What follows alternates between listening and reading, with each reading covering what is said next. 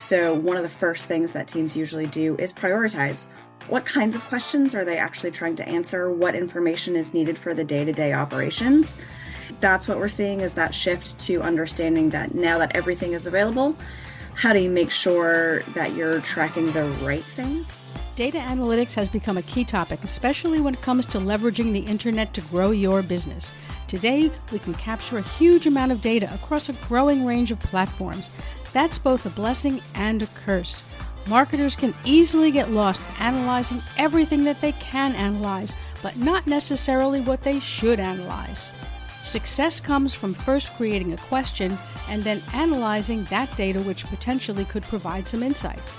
I'm Jane Singer, and welcome back to A Seat at the Table. Each week, we sit down with industry leaders and innovators who share their business expertise and insights. Meet Sam Torres, co-founder, chief digital officer of Grey Dot Company, a consulting firm that specializes in SEO and data analysis for regulated industries, nonprofit organizations, and SaaS businesses. In this episode, Sam addresses ways to help marketing leaders leverage consumer data, AI, measure ROI, and how to rethink digital analytics. In order to create a successful marketing strategy, you first need to have experienced people on your team. However, finding those people is not always easy, especially in markets where unemployment levels are at historic lows. That's leading many companies to turn to AsiaNet consultants. AsiaNet has a legacy of being able to fill even those difficult-to-fill roles. Their global network, built over 3 decades, gives them key advantages in finding the right people for the right positions. You can learn more about them at asianetconsultants.com. I'll also leave a link in the show notes for this episode over on our website at seat.fm. FM because it's a podcast. Meanwhile, let's sit down with Sam and go deep on all that data we've been gathering. First of all, I want to thank you, Sam, for joining us here today on A Seat at the Table. I am really excited to have you on the show. I think everybody listening to this is certainly heard the word SEO, data analytics, metrics, so many different things bandied about. But the more people talk about it, the more confusing it gets. That makes sense. Yes, it's a lot. It's almost a conundrum that the more we can measure, the more difficult it becomes to a great extent to get a clear picture of where things are going. Maybe it's that people just don't know what they should be looking at, right? When you can measure everything, you then have to make that hard decision about what to measure. What do you see happening around that? Yeah, so definitely, like you said, the ability to measure just about anything you want is now available to us from a digital perspective. So it is almost that paralysis of analysis, that now there's so many different data points. How do you decide what to do? So one of the things we are seeing, there are more analytics teams coming up in corporations. Enterprises are understanding the value of being able to farm that data that they already have access to. So one of the first things that teams usually do is prioritize. What kinds of questions are they actually trying to answer? What information is needed for the day-to-day operations? And with our clients, since I own an agency, a lot of time that's what we focus on. We interview the stakeholders, who needs to understand what kind of operations, and we build reporting and really identify the metrics that need to be measured to make their lives easier, as opposed to here's everything that we could be measuring, or here's the things that we typically think is important. I think it's important to really craft that conversation towards who is asking the questions and what really is needed to answer them. So I'd say that that's what we're seeing, is that shift to understanding that now that everything is available, how do you make sure that you're tracking the right things? I'd also say that at the same time, we're seeing a lot of enterprises struggle with, how do I know that this data is valid? Right. So usually we're seeing that about the same time. They're like, all right, I want to measure these 4 things, but now I have no idea if I can trust it. So that's typically what we're seeing. Right. So that's a difficult question to sort out. I mean, I think that, you've touched on that a little bit in market research versus data analytics. I suppose it's difficult to understand which is the best approach, but based on your experience, what do you feel would be better for most companies? So I'm obviously probably biased, Right. but chances are, as an organization, you're already sitting on a lot of data that you can access. So I think one of the biggest things that organizations miss is the power of the first party data that they already have. So whether it's your own website analytics, it's the data within your CRM, farming the information and looking through the conversations with your customer service reps, things like that. Uh, there's a lot of data to be had already there that I do see a lot of organizations aren't leveraging. The other problem I have with marketing research, just coming from a digital perspective, and again, I originally come from SEO. So for me, Right. search is king. I never want to have to go after, I'm not a huge fan of creating demand. I just want to Right. be the answer when people are already looking for me, right? So what we typically see a lot happening there, market research takes a lot of time.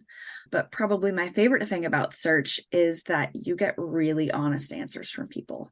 So even within surveys and large ones that, Nielsen might conduct, you still have people responding maybe not quite as honestly or truthfully as we know Google tells us. So one of my favorite examples of this is that, and it's a little bit of an interesting topic, but if you look at in the United States, the reported condom usage does not match condom sales. Right. So you have Right. people reporting a lot more that they're using them than there's actually being sold. So like I said, a little bit of an interesting topic, but I think it really does demonstrate how people sometimes aren't quite as honest. And then I also think about when I became a new mom and the things that I Googled, man, babies are gross, y'all. They're great, but they're gross. And there are things that I never felt comfortable to talk about with friends, but I feel fine to put it in Google. Right. So it's really just there's that bias of with search data. And so that first party data that you can get access to with your own site. And then, of course, there is trends and analysis that you can get from Google and YouTube and Reddit and TikTok and all these things. People are more honest because they don't feel any kind of that judgment or shame, embarrassment, what have you, when you type into a search bar. So it's just really interesting. Like I said, I think there's a lot of data that organizations are sitting on that they're not using.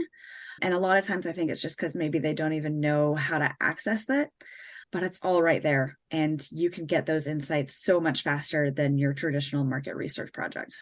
I think that's really such a great insight. And intuitively, I might not have thought about that in exactly as granular a way as what you're presenting. So thanks for bringing that up. I do think that's really important. Now, when you're looking at the vast amount of data that you can mine or harvest or collect, or however one you phrase it, how do you start to put some kind of boundaries on that? Because I think that for a lot of companies, maybe every company nowadays, the problem isn't gathering data anymore, right? The technology is there. Even on a very simplistic WordPress website, you can get plugins and you can get all kinds of things. But the problem now is determining what you want to measure and then setting those metrics that give you the right insights. I mean, how do you go about that? What do you see happening around that? So we do get that question all the time, even with our clients that we're doing digital research projects. And ultimately, it comes down to there needs to be a question that you're trying to answer. So when our clients don't necessarily know what they're trying to answer, we'll work with them and say, hey, let's look at your product roadmap and let's see, are there features, are there use cases that we should help vet the investment and the cost that it would take? So that's usually one of the first places we like to start. Also, a pretty common research project we do is just what is kind of that open ocean available to you. So understanding what is your TAM, your available market. If you are looking to expand, what areas make sense? Is it into another product line? Is it into another geographical area? Those are the types of questions that honestly you need to start there. If it's just, hey, I have all this data and what can I figure out? I think you're totally right, Jane. You're just going to spin your wheels and you're going to be kind of like a hamster, and there's just going to suddenly be an overload of information. But what are you going to do with it? It has to come back to a larger business case. But that's why we do advise our clients like, hey, let's just look at that roadmap. Right. What you got going on? So we can figure out, based on, or is there this 5-year plan coming from the C-suite that they want to expand into 20 new markets? right? If that's the case, let's figure out what 20 markets those should be. So starting with that question, it does a few things for you. First, as you're pointing out, it gives you a direction, and kind of gives you an idea of even what data sources to look at, because there's just so much free data available. But then it also helps you when it comes to selling in what you found and the recommendations from there. You now have an actual business use case that you're speaking to. So it's much easier to get buy-in, to get stakeholders to start championing your cause for you, because you're actually linking it to something that other teams or the C-suite cares about. Right. Yes. So when you're looking at data, are you looking primarily at data that's being collected from the client's website? Or are you looking elsewhere to gather data based on, like, let's say, keyword search or any of the other non-proprietary tools? I'm probably not using the right word for that. No, that was all perfect. So we are typically looking at other sources as well. So with first party data, definitely my favorite cases of first party data. If you do have a website, mine the search bar. And if you have search on your website, let people really dig into that, see what people are searching for when they hit your site. As far as the other things that we do to augment with that, certainly if you have an app, how are people using it, things like that. But the third party tools, search data is super powerful. Because it shows you what people are actively searching for. We've also started doing a lot of mining with YouTube, TikTok. A lot of people don't realize that you can actually crawl TikTok and get all the insights.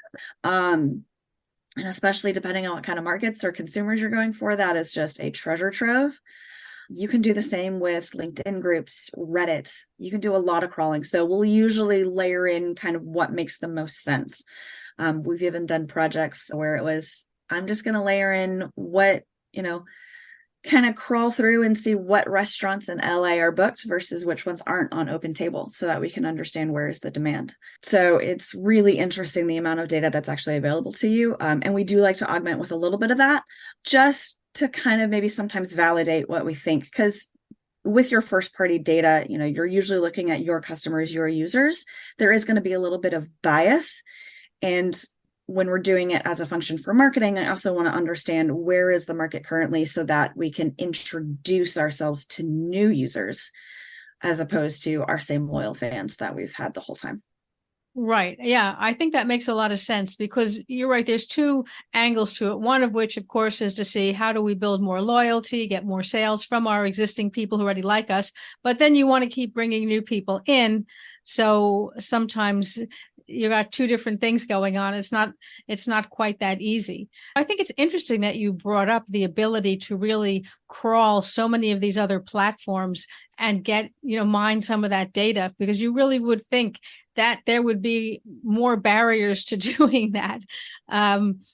It seems, as you're saying, it is quite accessible to people should they, choose to go after it. Yes. And machine learning models and all the AI assisted tools that we have now make it so much easier. So one of my favorite sources is definitely YouTube. YouTube has an API. It's very well documented. You just crawl whatever you want. Now there are some usage caps. And so if you want to crawl more, then you have to pay for it, but it's still, it's pennies compared to what you would pay for a traditional market research project. So one of my favorite things to do with YouTube is, start to understand competitor videos. And then from there, you can also pull the comments. So there's really just, like I say, with machine learning, there's a ton that we can do. Now, I also, because it's data science and machine learning and AI assisted tools, there is a lot to be talked about with that as well, especially when it comes to ethics. But there's a lot of tools out there that are free. So you can use your things like ChatGPT, but Cornell actually produces a lot of free models that you can use to train yourself, so that you kind of understand exactly what information is being used to train the model. Yeah, there's just a lot out there, and really anybody can get started.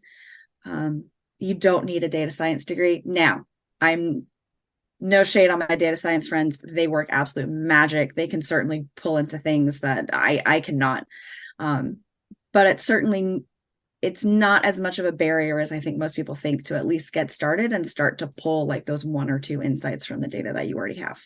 Yeah, I think that's such a great insight because you're right. It does seem daunting, and anything that is unfamiliar, even if even the most simplistic aspects of it do seem like, oh my gosh, I could never figure this out.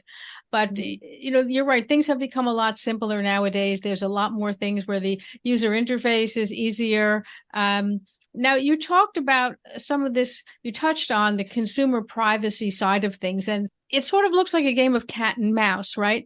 Companies want to get more and more data, deeper data, more personalized data. At the same time, consumers are saying, whoa, step back a bit. There's a lot of angst, shall we say, around data privacy, around people not wanting to be tracked, not wanting to have to reveal just about anything. So how are you able to balance, I shouldn't say you, but how are companies able to balance that out to get what they want without crossing that line? What a great question. And for that, it really comes down to what tools are you using? I'd say also it depends on where your business is. So we have clients that are in the EU. So working with GDPR is a wildly different game than being in the US. And then Canada is introducing a lot of privacy laws as well. But ultimately, things like Google Analytics 4 is mostly compliant with things with GDPR. There's a question about where the data is stored. So that's kind of still ongoing. But I will say with a lot of this data analysis, we're not really looking at the personalization level. We are looking at aggregate. We're looking for trends. So that's where, with these things, we can kind of stay out of that privacy hot water. And then as far as the other sources that we're farming, so like I was talking about with YouTube, it is public. So we're not crawling private videos. So I would say all of that is really publicly accessible and, work with your own compliance team, but should cross all the T's and dot all the I's if you have not infringed on anybody's privacy.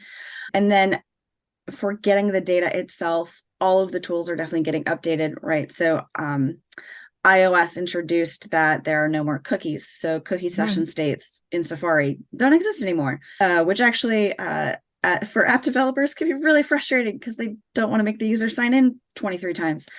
But, we are learning ways around that. And it is, like I say, it's mostly about finding the trends as opposed to personalization. I think if you're trying to do more personalization in your website, in your experiences, in your one-to-one communication, that is only getting more difficult to be able to do.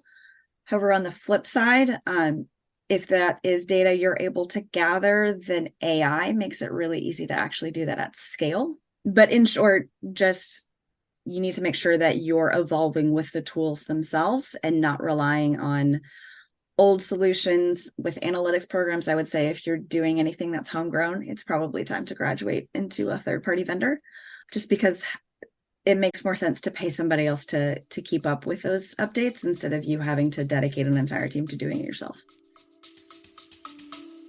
We're going to take a quick break now, and then we'll be right back. We were hiring when we were making 50 to 100K monthly losses. And why? Welcome to episode 1. I can't think of a single founder who's been around for a decent amount of time in business who hasn't had their tunnel of year. This was that year. We're going to be okay, yeah, Sheree.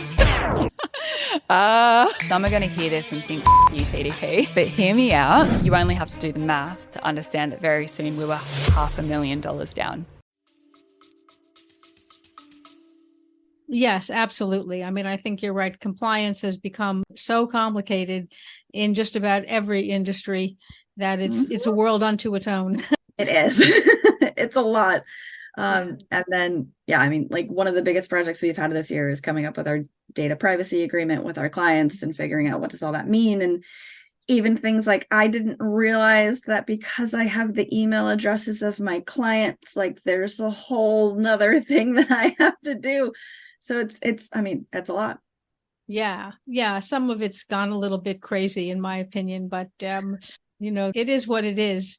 So if you were looking at all of this complex situation and you were looking back to your younger self and just getting into this, what would be the one thing that you wish you knew getting started, or it could be more than one thing. So with this, it would be just that always linking it back to a business case. Okay. Or what is the greater reason? I think, especially for SEO, there's been a lot of times it's a brand new discipline.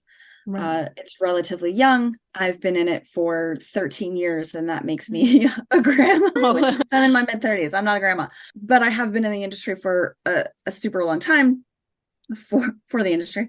And so what we've seen is a lot of evolution, and the industry is maturing. And so there's just been a lot of times where I think people have relied on, well, this is best practice. This is what we should do. And what I've really seen separate senior talent versus junior talent is just that idea of, hey, best practice is all well and good, but we're actually working in the world of the real, and not everything is super possible every time. And so we need to always answer the question of, why am I doing this? What is this going to actually do for us that we care about? Keeping that North Star, like I said, I think is what separates, is really when someone hits that senior level, because then it's that much easier to get buy-in and get people on board with what you're trying to do. Right. Well, that makes a lot of sense, really, to narrow things down and not chase all the bright, shiny objects and not look at everything you can do. Yeah, exactly. Exactly. I think, when you're a newbie looking at data, everything looks interesting, and it is interesting, but it may not be relevant, right, to your case. Mm-hmm. Yep. And that's why we always want to start with a question. What are you going after? Because if you don't have kind of that direction or that North Star to cling to, you can that rabbit hole will never end. Yes, I'm guilty of that myself. I mean, I can definitely get lost in things like that. It just becomes fascinating in and of itself. And you're right, you do lose sight of your North Star of like, well, why are we here? Where are we going with this? Not just it's interesting because it's interesting. And people are fascinating. So it is, at least for me, I'm like looking at consumer behavior. I'm like, I really could spend forever there. But we got to figure out what's the practical application of that. So yes, sure. Absolutely. Well, Sam, you have shared really so many interesting things. I'm sure a lot of people who are listening to this have questions, would love to be able to connect with you and perhaps ask you a few things about what they're working on and how you might be able to help them. How can people find you? Where can they connect with you? Sure. So you can definitely find me at our company website, which is thegray.company. I'm also pretty active on Twitter, X, whatever you want to call it, at Sam Torres ATL. And you can also find me on LinkedIn. Okay, well, perfect. I'm going to put all of those show notes. I'm going to put all of those links in the show notes. They'll be over on our website at seat.fm. So you'll be able to go there and simply click the link and reach out to Sam, and really do take advantage of it. I mean, SEO and being able to do digital research is so critical these days, and it is really a beast to do on your own. It is, for sure. Well, Sam, thank you so much for joining us. Thank you for having me. I really had fun.